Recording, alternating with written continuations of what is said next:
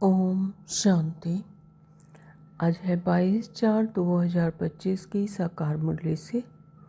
बाबा ने कहा, तुम्हारा यह मोस्ट वैल्यूएबल समय है। इसमें तुम बाप के पूरे पूरे मददगार बनो। मददगार बच्चे ही ऊंच पद पाते हैं। सर्विसेबल बच्चे कौन से बहानेबाजी नहीं कर सकते हैं।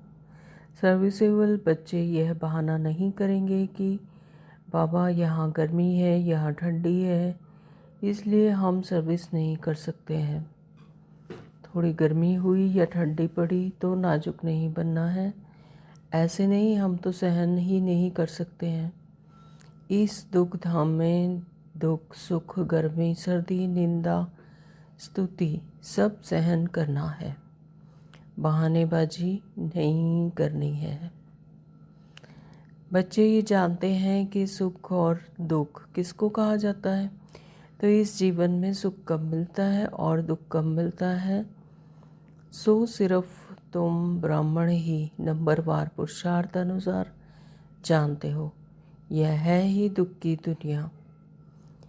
इनमें थोड़े टाइम के लिए दुख, सुख, स्तुति, निंदा सब कुछ सहन करना पड़ता है। इन सब से पार होना है। बाबा कहते कोई को थोड़ी गर्मी लगती है तो कहते हैं हम ठंडी में रहें। अब बच्चों को तो गर्मी में अथवा ठंडी में सर्विस करनी है ना, तो इस समय यह थोड़ा बहुत दुख भी हो तो नई बात नहीं है।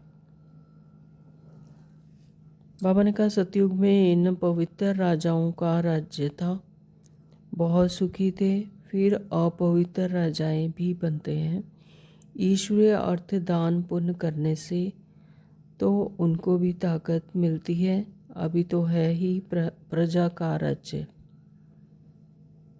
देही अभिमानी क्या मदद कर सकेंगे, क्योंकि माया की जंजीरों में फंसे हुए हैं।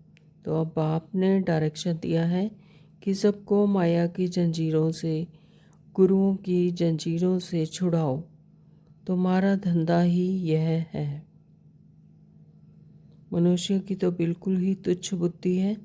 अब बाप आए हैं सबकी बुद्धि का ताला खोलने, पत्थर बुद्धि से पारस बुद्धि बनाने। बाबा कहते हैं अब मददगार बनो। लोग खुदाई खिदमतगार कहते हैं, परंतु मददगार तो बनते ही नहीं। सर्विसेबल बच्चे तो नामी ग्रामी हैं। अच्छी मेहनत करते हैं, योग में रहने से सर्विस कर सकेंगे।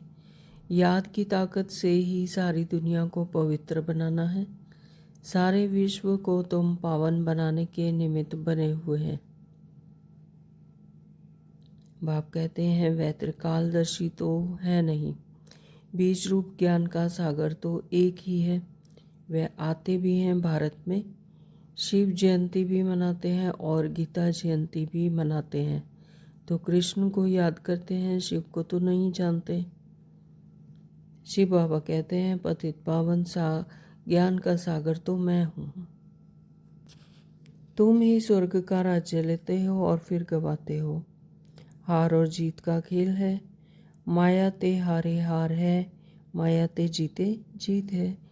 मनुष्य तो रावण का इतना बड़ा चित्र कितना खर्च कर बनाते हैं, फिर एक ही दिन में खलास कर देते हैं। दुश्मन है ना। बाप समझाते हैं मीठे बच्चे, विश्व का मालिक बनने के लिए बाप ने तुम्हें जो परहेज बताई है वह परहेज करो। याद में रहकर भोजन बनाओ, योग में रहकर खाओ।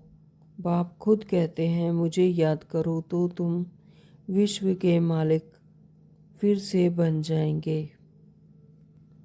Follow father mother. सिर्फ फादर तो हो नहीं सकता। सन्यासी लोग कहते हैं हम सब फादर हैं, तो आत्मा सो परमात्मा है, वह तो रॉन्ग हो जाता है। यहाँ मदर फादर दोनों पुरुषार्थ करते हैं। फॉलो मदर फादर, यह अक्षर भी यहाँ के हैं। फॉलो नहीं करते तो सिर्फ बाबा बाबा कहकर मुख मीठा करते हैं। फॉलो करने वाले को ही सपूत बच्चे कहेंगे ना। जानते हो, मम्मा पापा को फॉलो करने से हम रजाई में जाएंगे, यह समझ की बात है। बाप सिर्फ कहते हैं मुझे याद करो तो विक्रम विनाश हो। बहुत याद करने वाले ही नई दुनिया में पहले पहले आएंगे, फिर औरों को भी आप समान बनाना है। अपने को आत्मा समझो और परमात्मा बाप को याद करो। हम आत्मा हैं, आत्मा में सारा पार्ट भरा हुआ है। यह नॉलेज बुद्धि में चक्कर लगानी चाहिए। सिर्फ दुनियावी बातें ही बुद्धि में होंगी तो गोया कुछ नहीं जानते। राम गयो रावण गयो, इसका भी अर्थ कितना सहज है। जरूर संगम युग होगा, जबकि राम का और रावण का परिवार है। यह भी जानते हो सब विनाश हो जाएंगे, बाकी थोड़े रहेंगे। कैसे तुमको राज्य मिलता है वह भी थोड़ा आगे चल सब मालूम पड़ जाएगा। बाबा कहते पहले से सब नहीं बताएंगे ना, फिर वह तो खेल हो ना सके। तुमको साक्षी हो देखना है, साक्षात्कार होते जाएंगे। इस 84 के चक्र को दुनिया में कोई नहीं जानते। अब आप कहते हैं जिस कर्म बंधन में फंसे हो उनको भूलो। गृहस्थ व्यवहार में रहते हुए भूलते जाओ। अब नाटक पूरा हुआ है, अपने घर जाना है। इस महाभारत लड़ाई बाद ही स्वर्ग के गेट्स खुलते हैं। इसलिए बाबा ने कहा यह नाम बहुत अच्छा है, गेट वे टू हेवन। तुम यह रूहानी पढ़ाई पढ़ते हो रजाई लेने के लिए। तुम्हारा धंधा है रूहानी। पहले हम अपनी पूरी कमाई कर लेवें। यह कमाई करते करते दुनिया ही विनाश हो जानी है। तुम्हारी पढ़ाई पूरी होगी तब ही विनाश होगा। अब तुम रतन ले रहे हो तो इन भूंगरों यानी चनों से ममत्व छोड़ो। आज धारणा के लिए मुख्य सार में बाबा ने कहा, नंबर 1, रूहानी पढ़ाई पढ़नी और पढ़ानी है। अविनाशी ज्ञान रत्नों से अपनी मुट्ठी भरनी है। चनों के पीछे समय नहीं गंवाना है। अब नाटक पूरा होता है, इसलिए स्वयं को कर्म बंधनों से मुक्त करना है। स्वदर्शन चक्रधारी बनना और बनाना है। वरदान दिया है, संकल्प को भी चेक कर व्यर्थ के खाते को समाप्त करने वाले श्रेष्ठ सेवाधारी भव। स्लोगन दिया है, सेवा के वायुमंडल के साथ बेहद के वैराग्य वृत्ति का वायुमंडल बनाओ। ओम शांति।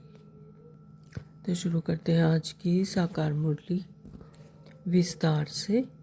बाबा ने कहा, मीठे बच्चे, हाँ जी बाबा, तुम्हारा यह मोस्ट वैल्यूएबल समय है। इसमें तुम बाप के पूरे पूरे मददगार बनो। मददगार बच्चे ही उच्च पद पाते हैं।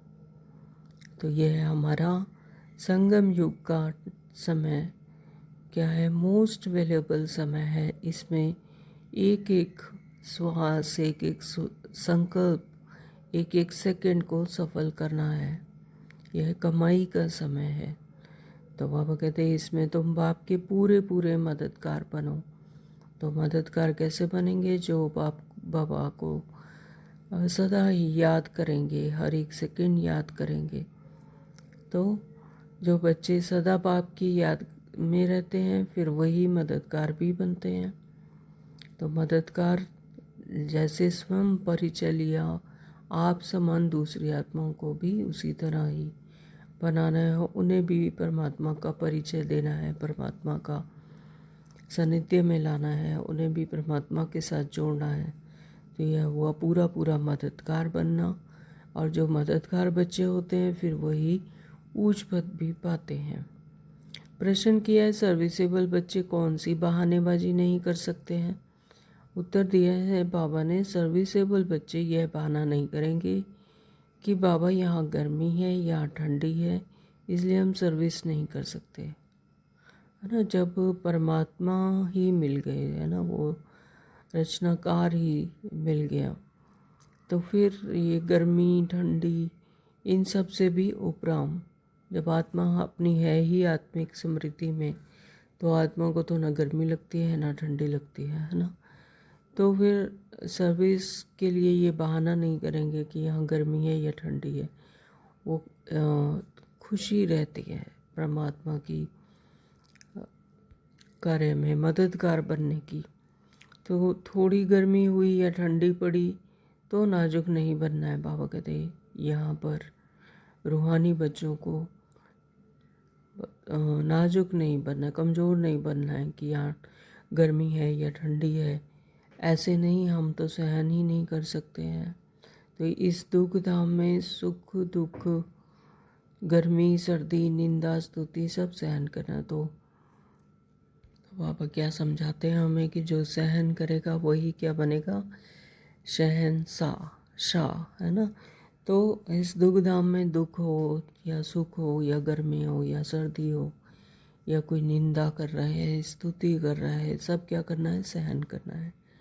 तो बहानेबाजी नहीं करनी है। तो बाबा आज बोल रहे हैं कि बच्चे कोई बहानेबाजी करते हैं तो वैसा नहीं करना है। यानी अब आत्मिक स्मृति में रहते हो तो ना गर्मी लगेगी ना ही ठंडी लगेगी, ना सुख न दुख का एहसास, ना गर्मी सर्दी, ना ही निंदा और स्तुति से भी उपराम। गीत दिया बाबा ने, धीरज धर मनवा। ओम शांति, ओम शांति। बाबा बच्चे ही जानते हैं सुख और दुख किसको कहा जाता है। इस जीवन में सुख कब मिलता है और दुख कब मिलता है, तो सिर्फ तुम ब्राह्मण ही नंबरवार पुरुषार्थ अनुसार जानते हो। यह है ही दुख की दुनिया।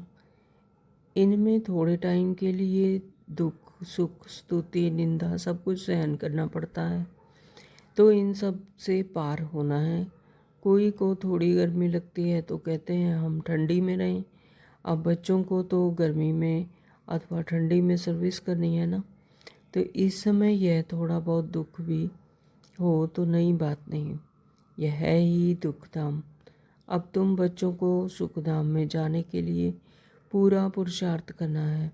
यह तो तुम्हारा मोस्ट वैल्यूएबल समय है, इसमें बहाना चल ना सके। तो यह हमारा संगम युग का समय बहुत ही वैल्यूएबल है। तो बाबा कहते हैं इसमें बहाना चल ना सके।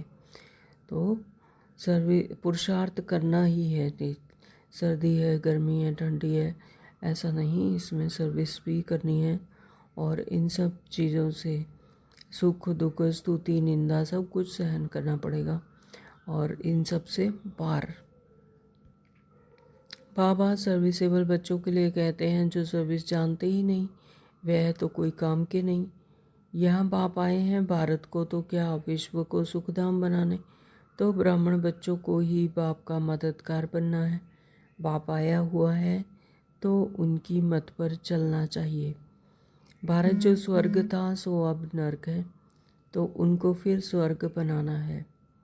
तो भारत ही स्वर्ग था, फिर वही तमो प्रधानता में आता है तो वो ही नर्क बनता है। यानी स्वर्ग और नर्क यहाँ पर ही है, उनको फिर स्वर्ग बनाना है। तो यह भी अब मालूम पड़ा है। सतयुग में इन पवित्र राजाओं का राज्य था, बहुत सुखी थे, फिर अपवित्र राजाएं भी बनते हैं। तो ईश्वर अर्थ दान पुण्य करने से तो उनको भी ताकत मिलती है।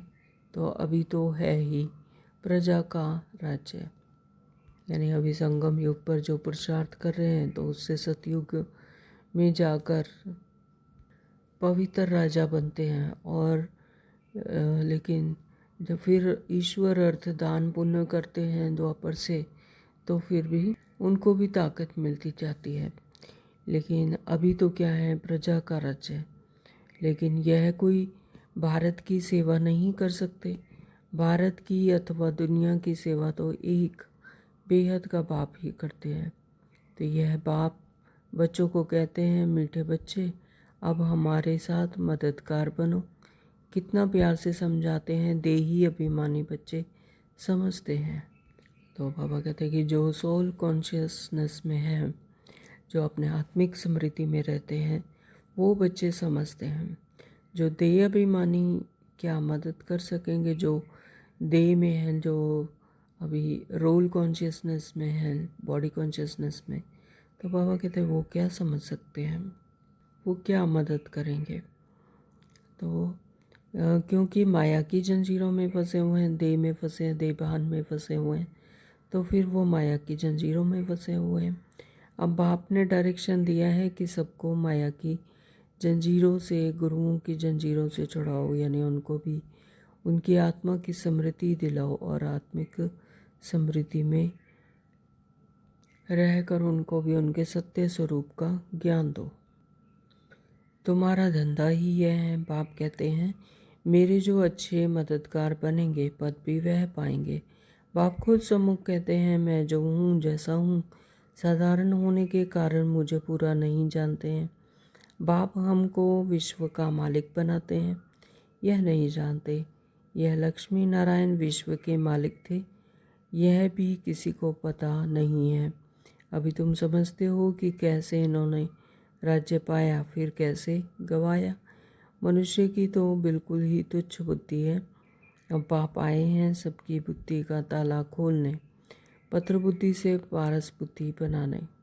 पत्थर बुद्धि यानी इस देह की दुनिया में जो फंसे हुए हैं, यानी बॉडी कॉन्शियसनेस में है, और पारस बुद्धि यानी जो आत्मिक समृद्धि है, जिसको ये पता है कि हम हैं ही आत्मा और यहाँ पर सिर्फ रोल प्ले करने आए हुए हैं। तो बाबा कहते हैं आप मददगार बनो। लोग खुदाई को खिदमतगार कहते हैं, परंतु मददगार तो बनते ही नहीं। खुदाई खिदमतगार ऐसे कहते हैं कि हम तो खुदाई खिदमतगार हैं, लेकिन मददगार नहीं बनते। खुदा आकर उनको पावन बनाते हैं, उनको ही कहते हैं आप औरों को आप समान बनाओ, श्रीमत पर चलो। बाप आए ही हैं पावन स्वर्गवासी बनाने। तुम ब्राह्मण बच्चे जानते हो यह है मृत्यु लोक। तो यहाँ पर तो अकाल मृत्यु होते हैं, और ये क्या है मृत्यु लोक। तो बैठे बैठे अचानक मृत्यु होती रहती है, किसकी, शरीर की। तो क्यों ना हम पहले से ही मेहनत कर बाप से पूरा वर्षा लें, अपना भविष्य जीवन बना लेवें। मनुष्यों की जब वानप्रस्थ अवस्था होती है, यानी वाणी से परे जाने की अवस्था, या स्थूल दुनिया में कहो कि ग्रस्त जीवन जब अपना पूरा जी लेते हो, उसके बाद वो वानप्रस्थ अवस्था यानी रिटायरमेंट, आफ्टर रिटायरमेंट जैसे कहते हैं। तो जो समझते हैं आप भक्ति में लग जाए, तो जब उनकी ग्रस्त जीवन की पूरी जिम्मेवारियाँ पूरी हो जाती हैं, फिर समझते हैं कि हाँ अब हम भक्ति में लग जाएं। तो जब तक वानप्रस्थ अवस्था नहीं है तब तक खूब धन आदि कमाते हैं।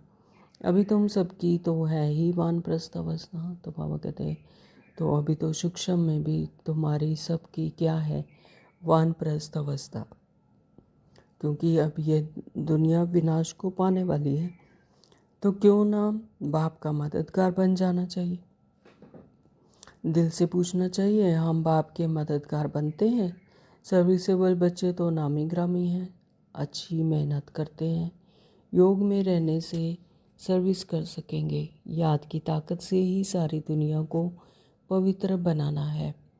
सारे विश्व को तुम पावन बनाने के निमित्त बने हुए हो। तुम्हारी लिए फिर पवित्र दुनिया भी जरूर चाहिए, इसलिए पतित दुनिया का विनाश होना है। अभी सबको यही बताते रहो कि देह अभिमान छोड़ो। तो अभी सभी को यही समृद्धि दिलाते रहो और देह अभिमान छोड़ो। तो एक बाप को ही याद करो, वही पतित पावन है। सभी याद भी उनको करते हैं। साधु संत आदि सब उंगली के इशारा करते हैं कि परमात्मा एक है ना। तो जो साधु संत हैं वो सब उंगली के इशारे से ऊपर की तरफ दिखाते हैं कि परमात्मा एक है। तो वही सबको सुख देने वाला है, तो ईश्वर अथवा परमात्मा कह देते हैं, परंतु उनको जानते कोई भी नहीं। ऐसे कह देते हैं ईश्वर परमात्मा और सबको सुख देने वाला सिर्फ वही है, ऊपर की तरफ इशारा भी करते हैं, लेकिन उनको जानते कोई नहीं है। यथार्थ रीति उनका परिचय किसी को नहीं। कोई गणेश को, कोई हनुमान को, तो कोई अपने गुरु को याद करते रहते हैं। अब तुम जानते हो यह वह सब है भक्ति मार्ग के। तो भक्ति में तो जो वो भी हमारी तरह ही मनुष्य थे, उन्हें इष्ट देव अपने अपने इष्ट देव की जिनसे उनको सुख शांति मिलती है तो उनको ही याद करते रहते हैं। तो यह सब क्या है? भक्ति मार्ग। तो भक्ति मार्ग भी आधा कल्प चलना है। तो द्वापर और कलयुग में भक्ति मार्ग चलती है।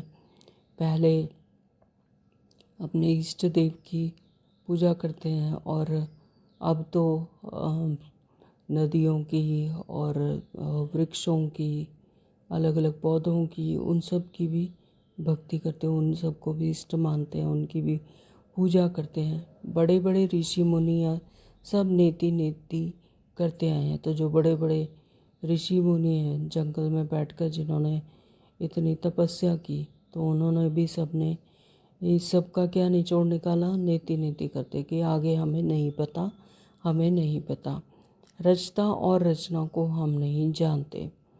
तो बाप कहते हैं ये वह त्रिकालदर्शी तो है नहीं, बीज रूप ज्ञान का सागर तो एक ही है।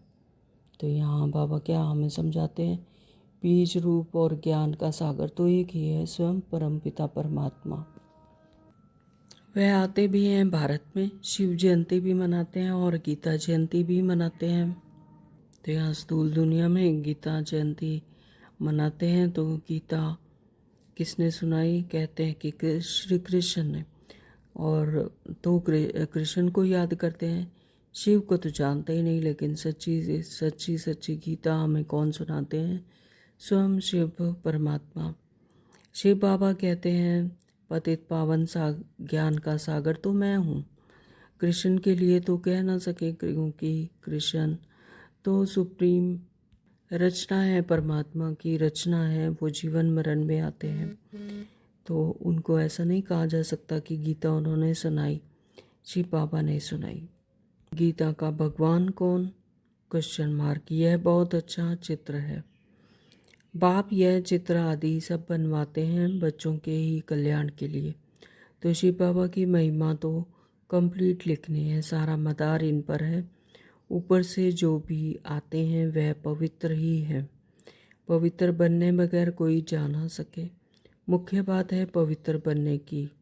वह है ही पवित्र धाम, जहाँ सभी आत्माएं रहती हैं। तो वहाँ पर पवित्र बने बिना नहीं जा सकते, ना तो शांति धाम ना ही सुख धाम। तो पवित्र बनकर ही सभी आत्माएं अपने सत्य घर में शांति धाम में जाती हैं और फिर वहाँ से प्रारब्ध अनुसार सतयुग में आती हैं अपने समय अनुसार। बाबा ने कहा मुख्य बात है ही पवित्र बनने की। वह है ही पवित्र धाम जहाँ सभी आत्माएं रहती हैं। यहाँ तुम पाठ बजाते बजाते पतित बने हो। यहाँ पर जन्म लेते लेते 84 जन्म 63 जन्मों से पतित बने हैं। जो सबसे जास्ती पावन वही फिर पतित बने हैं। तो जो सबसे पहले पहले आत्माएं आई हैं जो बिल्कुल पावन थी, फिर वही बाबा कहते पतित भी बनी है।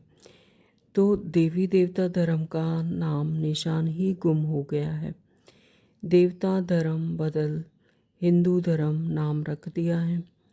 तुम ही स्वर्ग का माल राज्य लेते हो और फिर गवाते हो। हार और जीत का खेल है। माया ते हारे हार है, माया ते जीते जीते। जिसने माया से हार खा ली तो फिर हार हो गई, और माया को जिसने जीत लिया तो जीत हो गई। तो मनुष्य तो रावण का इतना बड़ा चित्र कितना खर्च कर बनाते हैं, फिर एक ही दिन में खलास कर देते हैं। तो रावण कितने बड़े बड़े पुतले बनाते हैं, चित्र बनाते हैं, बाबा कहते हैं फिर एक दिन में खलास कर देते हैं। दुश्मन है ना। तो लेकिन यह तो गुड़ियों का खेल हो गया। तो ये तो गुड़ियों का खेल है कि हर साल इतना बड़ा पुतला बनाते हैं, फिर उसे जला देते हैं, लेकिन समझते नहीं कि ये क्या है। दुश्मन रावण दुश्मन कौन है? विक्रम। तो जो अंदर बैठे हुए हैं विक्रम, उनका भस्म नहीं करते और रावण के चित्र को और उसके पुतले को जलाते रहते हैं। तो शिव बाबा का भी चित्र बनाए, पूजा कर फिर तोड़ दे डालते हैं। तो दुनियों के देवियों के चित्र भी ऐसे बनाए फिर जाकर डुबोते हैं। तो ऐसे ही देवियों की मूर्तियाँ बनाते हैं, फिर उनकी पूजा करते हैं, फिर जाकर समुद्र में डुबो देते हैं। वो कुछ भी समझते नहीं। अब तुम बच्चे बेहद की हिस्ट्री ज्योग्राफी को जानते हो कि यह दुनिया का चक्र कैसे फिरता है। सतयुग त्रेता का किसी को भी पता नहीं। देवताओं के चित्र भी गलानी के बना दिए। तो बाप समझाते हैं, मीठे बच्चे, विश्व का मालिक बनने के लिए बाप ने तुम्हें जो परहेज बताई हैं वह परहेज करो। याद में रहकर भोजन बनाओ, योग में रहकर खाओ। तो बाबा ने हमें परहेज बताए हैं। याद में रहकर ही भोजन बनाना, या याद में रहकर भोजन बनाएंगे तो उससे शक्ति मिलती है। और फिर परमात्मा को याद करके ही, योग में रहकर ही खाना है। तो अगर भोजन लेते हैं, भोजन खाते हैं तो वह भी परमात्मा की याद में खाना है, तो उससे ताकत मिलेगी। अगर याद में नहीं रहेंगे तो जैसे कि रावण रावण रावण के साथ खाना खा रहे हैं, वो फिर ऐसा हो जाएगा। तो बाप खुद कहते हैं कि मुझे याद करो तो तुम विश्व के मालिक फिर से बन जाएंगे। बाप भी फिर से आया हुआ है, अब विश्व का मालिक पूरा बनना है। Follow father mother. सिर्फ फादर तो हो नहीं सकता। सन्यासी लोग कहते हैं हम सब फादर हैं, आत्मा सो परमात्मा है, वह तो रोंग हो जाता है। तो यहाँ मदर फादर दोनों पुरुषार्थ करते हैं। फॉलो मदर फादर, यह अक्षर भी यहाँ के हैं। अभी तुम जानते हो जो विश्व के मालिक थे पवित्र थे, अब वह अपवित्र हैं, फिर से पवित्र बन रहे हैं। हम भी उनकी श्रीमत पर चल यह पद प्राप्त करते हैं। वह इन द्वारा डायरेक्शन देते हैं, उस पर चलना है। फॉलो नहीं करते तो सिर्फ बाबा बाबा कहकर मुख मीठा करते हैं। फॉलो करने वाले ही सपूत बच्चे कहेंगे ना। ऐसा नहीं कि सिर्फ वो बाबा बाबा कहते रहे लेकिन ना तो श्रीमत को सुने और ना ही श्रीमत को फॉलो करें। तो बाबा कहते फिर उन्हें सपूत बच्चे नहीं कहा जाएगा। सपूत बच्चे किन्हें कहा जाएगा? जो यथार्थ रीति फॉलो करेंगे। जानते हो मम्मा बाबा को फॉलो करने से हम रजाई में जाएंगे। तो मम्मा बाबा ने जितना पुरुषार्थ किया, यानी ब्रह्मा बाबा और मम्मा मातेश्वरी जी, तो उनको जब फॉलो करेंगे तो हम रजाई में जाएंगे, यानी उन्हीं की तरह का पुरुषार्थ करेंगे। तो यह समझ की बात है। बाप सिर्फ कहते हैं मुझे याद करो तो विक्रम विनाश हो। बस और कोई को भी यह समझाओ तुम कैसे 84 जन्म लेते लेते अपवित्र बने हो। अब फिर पवित्र बनना है।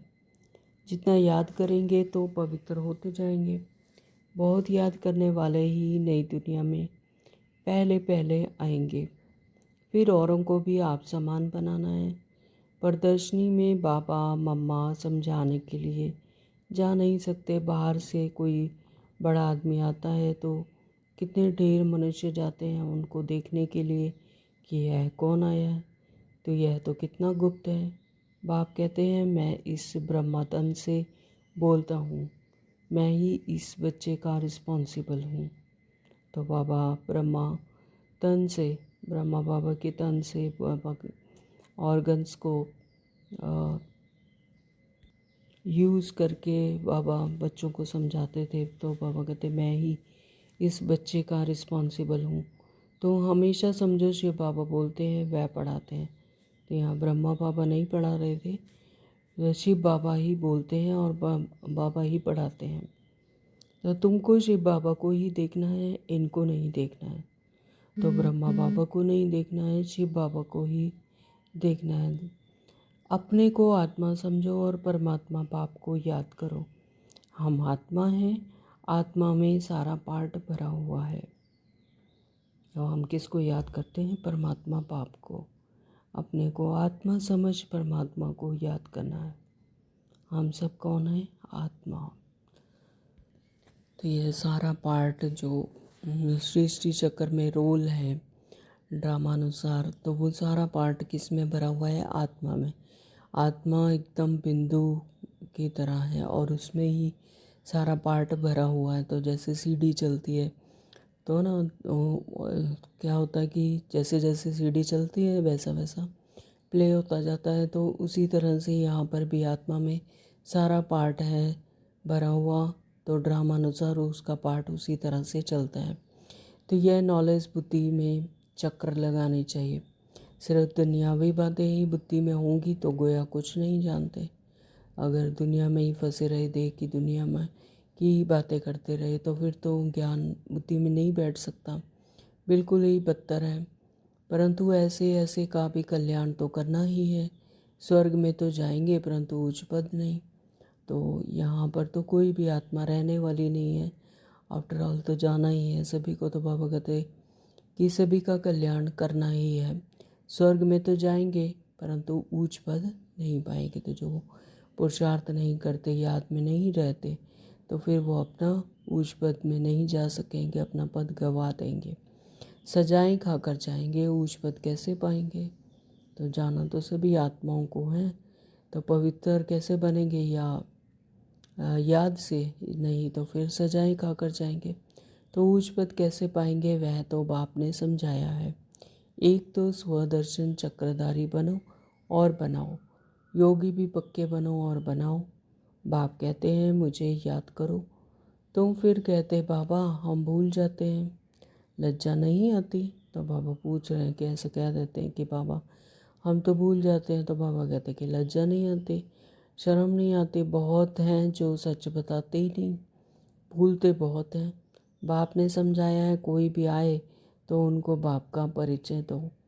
तो बाबा ने कल की मुरली में भी कहा कि जो भी आए, तो जैसे कि घर में कोई आता है तो उन्हें पानी पूछते हैं, तो इसी तरह से कोई भी आपके पास आए तो उसे बाप का परिचय ज़रूर दो। तो अब 84 का चक्र पूरा होता है, वापस जाना है। राम गयो रावण गयो, इसका भी अर्थ कितना सहज है। तो जैसे कि गुरबाणी में भी लिखा है कि राम गयो रावण गयो, है ना। तो राम का भी परिवार था और रावण का भी था, लेकिन सब चले गए। तो इसी तरह से बाबा कहते कि जरूर संगम योग होगा, जबकि राम का और रावण का परिवार है तो यह भी जानते हो, तो सब विनाश हो जाएंगे, बाकी थोड़े रहेंगे। कैसे तुमको राज्य मिलता है। तो विनाश यहाँ पर किसका होता है, आत्माओं का नहीं, शरीरों का होता है, देह का होता है, रोल का होता है। और जो कि 5000 वर्ष के बाद हूबहू रिपीट होता है। तो कैसे तुमको राज्य मिलता है वह भी थोड़ा आगे चल सब मालूम पड़ जाएगा। पहले से ही तो सब नहीं बताएंगे ना। तो बाबा क्या कह रहे हैं कि सबको पहले से ही थोड़ी ना मालूम पड़ जाएगा। अगर कोई स्टोरी सुनते हैं या कोई मूवी देखने जैसे जाते हैं स्कूल में भी, अगर उसे सब कुछ पहले ही बता दिया जाए तो फिर वो एंजॉय नहीं कर पाते। तो इसी तरह से यह बाबा कहते पहले ही थोड़ी सब बताएंगे, फिर वह तो खेल हो ना सके, तो फिर वह खेल नहीं होगा ना। तो तुमको साक्षी हो देखना है, तो साक्षी होकर देखना है। साक्षी क्या होता है, सिर्फ देखना। साक्षी भाव, साक्षी होकर देखना, इसका भी बहुत गहरा अर्थ है। तो साक्षी यानी मन के वश नहीं होना, अपने को क्रियाकलाप से न्यारे होकर देखना, यानी अपने आप को ऐसे कुछ भी हो रहा है तो उसमें कोई इन्वॉल्वमेंट नहीं, कोई प्रतिक्रिया नहीं, सिर्फ देख रहे हैं। कि जैसे कोई भी हम मूवी देखते हैं या कोई स्टोरी देखते हैं, तो उसमें सिर्फ हम देखते हैं कि क्या हो रहा है, तो उसमें अपनी कोई जजमेंटल नहीं बनते, कि कोई प्रतिक्रिया नहीं होती कि नहीं ये ऐसा होना चाहिए वैसा, जस्ट हम देख रहे हैं। तो सेम ऐसे ही बाबा यहाँ पर भी कहते हैं कि तुमको साक्षी होकर देखना है, साक्षात्कार होते जाएंगे। इस 84 के चक्र को दुनिया में कोई नहीं जानते। अभी तुम बच्चों के बुद्धि में है, हम वापस जाते हैं। रावण राज्य से अभी छुट्टी मिलती है, फिर अपनी राजधानी में आएंगे। बाकी थोड़े रोज हैं, यह चक्र फिरता रहता है ना। अनेक बार यह चक्कर लगाया, तो यह स्मृति में रहना चाहिए कि हमने कल्प कल्प इसी तरह का चक्कर लगाया है। पहले सतयुग में आए, फिर त्रेता में, फिर द्वापर में, फिर कलयुग में फिर संगम युग पर जाकर प्रारब्ध प्राप्त की और फिर हम दोबारा से फिर कहाँ आए, सतयुग में। तो आप कहते हैं जिस कर्म बंधन में फंसे हो उनको भूलो, ग्रस्त व्यवहार में रहते हुए भूलते जाओ।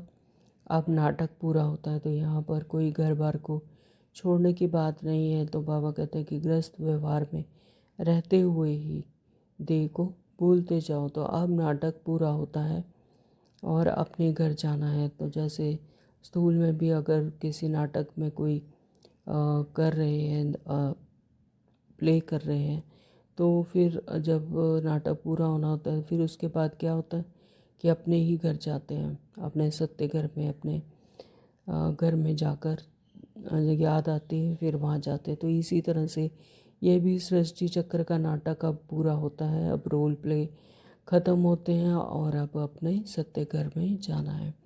तो इस महाभारत लड़ाई बाद ही स्वर्ग के गेट्स खुलते हैं। तो महाभारत की लड़ाई यानी ये सृष्टि चक्र में जो देहभान और आत्मा का जो स्मृति की जो लड़ाई है, बाबा कहते हैं उसके बाद ही स्वर्ग के गेट्स खुलते हैं।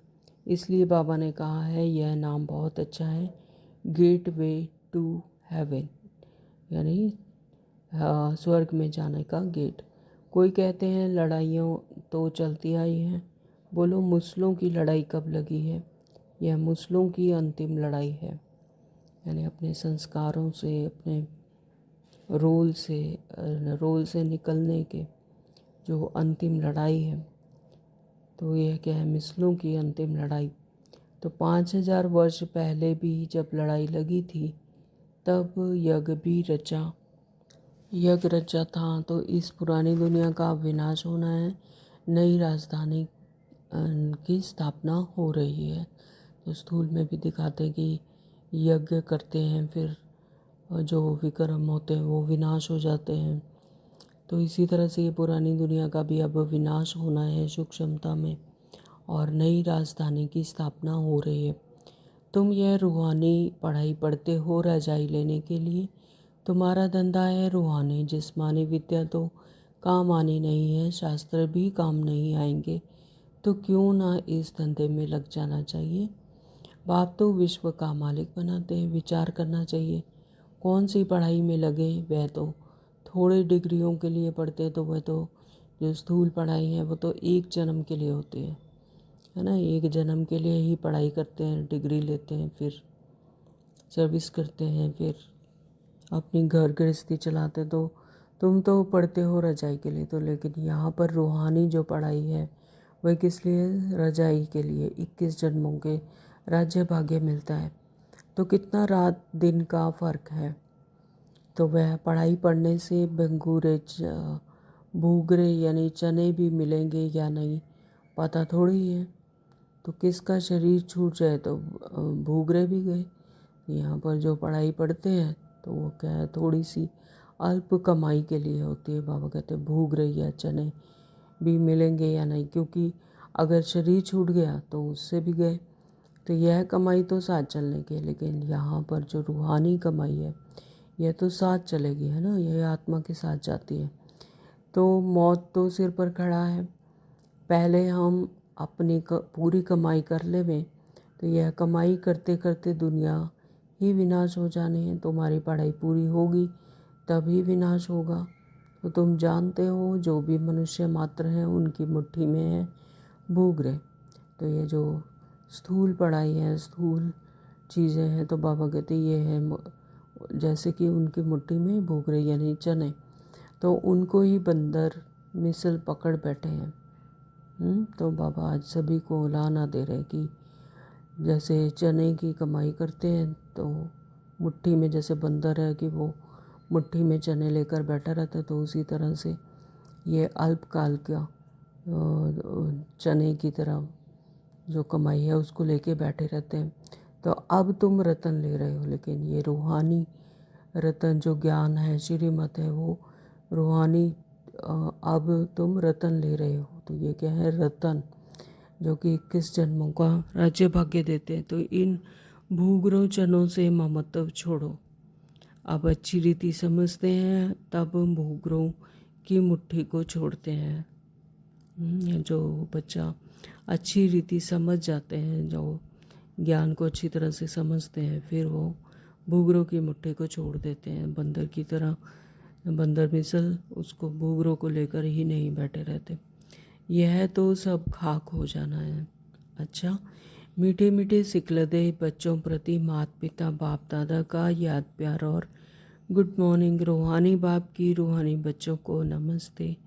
हम रूहानी बच्चों की रूहानी बाप को नमस्ते जी, नमस्ते जी, नमस्ते जी।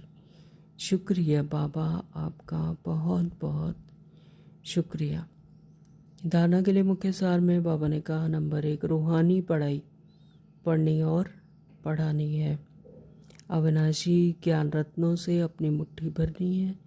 चनों के पीछे समय नहीं गंवाना, यानी इन स्थूल चीज़ों के पीछे, स्थूल पढ़ाई के पीछे समय नहीं गंवाना है। अविनाशी ज्ञान रत्नों से अपनी मुट्ठी भरनी है, यानी ज्ञान रत्न धारण करने हैं, श्रीमत धारण करने हैं, और रूहानी पढ़ाई पढ़नी और पढ़ानी है। बाबा ने नंबर 2 कहा, अब नाटक पूरा होता है, इसलिए स्वयं को कर्म बंधनों से मुक्त करना है। कर्म बंधन यानी कोई भी कर्म का हिसाब किताब ना रहे। कर्म बंधन होंगे तो फिर वह पीछे खींचेंगे, आत्मा को हल्का नहीं बनाते, बोझिल बनाकर फिर पीछे खींचते हैं। तो स्वदर्शन चक्रधारी बनना और बनाना है। स्वदर्शन चक्रधारी यानी अपनी ही स्मृति, अपना ही स्वयं का ही दर्शन करना। तो स्वदर्शन चक्रधारी बनना है और बनाना है, यानी ज्ञान को धारण करना, औरों को भी कराना है। मदर फादर को फॉलो कर राजाई पद का अधिकारी बनना है। तो जैसे मदर और फादर यानी मम्मा और पापा ने जैसे पुरुषार्थ किया, तो उन्हीं की तरह उनको फॉलो कर उसी तरह से श्रीमत को धारण करना है और रजाई पद का अधिकारी बनना है। वरदान दिया बाबा ने, संकल्प को भी चेक कर व्यर्थ के खाते को समाप्त करने वाले श्रेष्ठ सेवाधारी भव। संकल्प को भी चेक कर व्यर्थ के खाते को समाप्त करने वाले श्रेष्ठ सेवाधारी भव। तो संकल्प यानी कहा जाता है कि ब्रह्मा ने शक्तियों के द्वारा संकल्पों से यह रचना रची। तो यानी हर संकल्प भी कितना श्रेष्ठ हो, है ना। तो एक एक संकल्प, एक एक श्वास सभी को चेक करना, और व्यर्थ के खाते में कि कोई भी एक संकल्प, एक भी सेकंड व्यर्थ ना जाए। तो व्यर्थ को समाप्त करने वाले श्रेष्ठ सेवाधारी भव। तो श्रेष्ठ सेवाधारी वही हैं जो एक एक संकल्प को, एक एक श्वास को, एक एक सेकंड को सफल करते हैं, वही हैं सच्चे सेवाधारी। श्रेष्ठ सेवाधारी वह हैं जिसका हर संकल्प पावरफुल हो, एक भी संकल्प कहाँ भी व्यर्थ ना जाए। तो क्योंकि सेवाधारी अर्थात विश्व की स्टेज पर एक्ट करने वाले ना, तो सेवाधारी क्या है कि पूरे विश्व की स्टेज पर एक्ट करने वाले हैं। तो सारी विश्व आपको कॉपी करती है, हीरो पार्टधारी हैं, तो इसलिए सारी विश्व क्या करती है, आपको ही कॉपी करती है।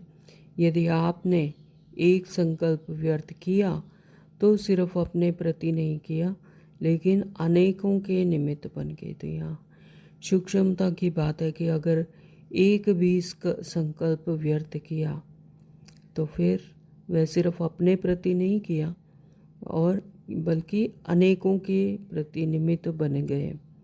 इसलिए आप व्यर्थ के खाते को समाप्त कर श्रेष्ठ सेवाधारी बनो। तो जैसे स्थूल में भी होता है कि अगर कोई हीरो पार्टधारी है, यानी स्थूल दुनिया में जो चलचित्र है, मूवी है, तो उसमें जो किसी के फ़ैन होते हैं, तो उसको देखकर ही वही एक्ट करते हैं, है ना। तो अगर उसने कोई गलत काम किया तो वो सब जो फैंस हैं वो भी उसको देखकर उसी तरह से एक्ट करते हैं। तो बाबा यहाँ पर भी वही कह रहे हैं कि जैसे भी अगर आप क्या हो, इस विश्व की स्टेज पर एक्ट करने वाले हो, हीरो पार्टधारी है, तो सारे विश्व आपको ही कॉपी करती है। यदि आपका अगर एक भी संकल्प व्यर्थ हुआ तो वो सिर्फ अपने प्रति नहीं बल्कि सभी के, अनेकों के निमित्त बन गए। ये तो है, क्योंकि वो आपको ही देकर एक्ट करेंगे। तो सब व्यर्थ के खाते को समाप्त कर, अब व्यर्थ के खाते को समाप्त कर श्रेष्ठ सेवादारी बनो। यानी एक एक संकल्प को श्रेष्ठ बनाओ। स्लोगन दिया बाबा ने, सेवा के वायुमंडल के साथ बेहद के वैराग्य वृत्ति का वायुमंडल बनाओ।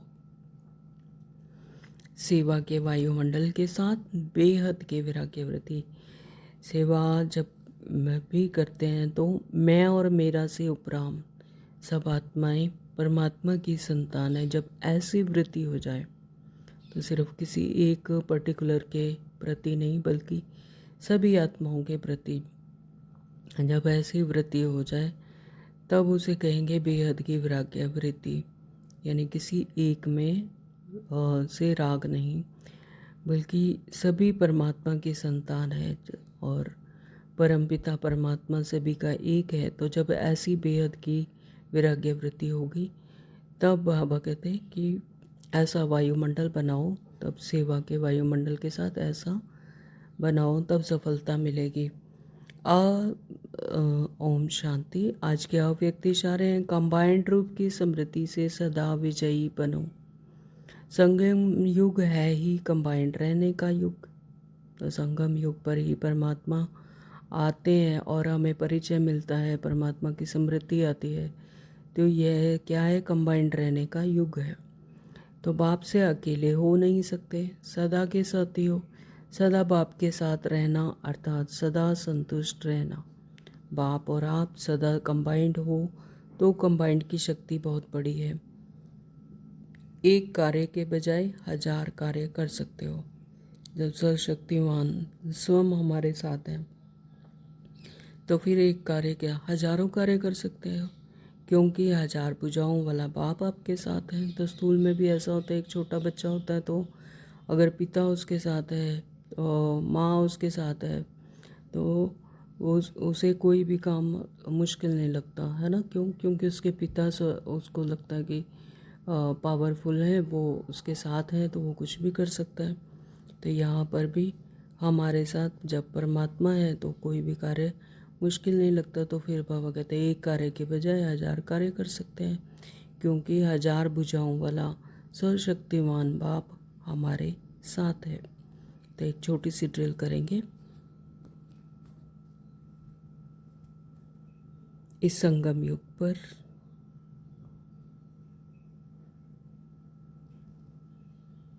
परमात्मा पिता सदा मुझ आत्मा के साथ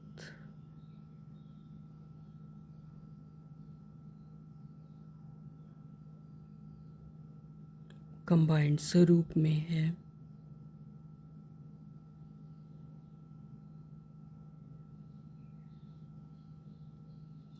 सदा का साथी है।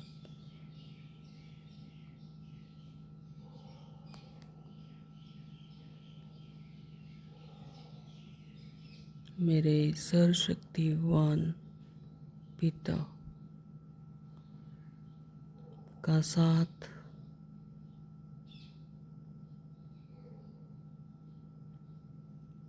सदा मेरे साथ है।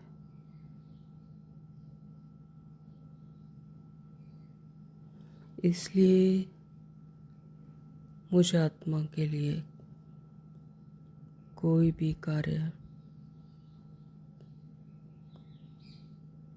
मुश्किल नहीं।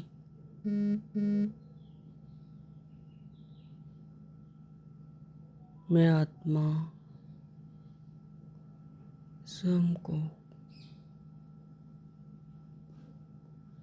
सदा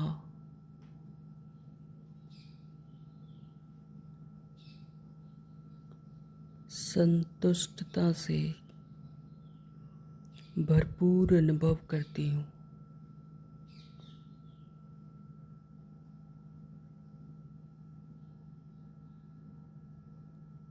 क्योंकि 1000 भुजाओं वाला बाप मेरे साथ है।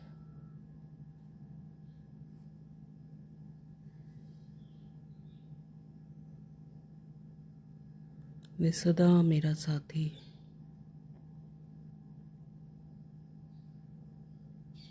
मैं आत्मा एक सेकंड भी अकेले हो नहीं सकती।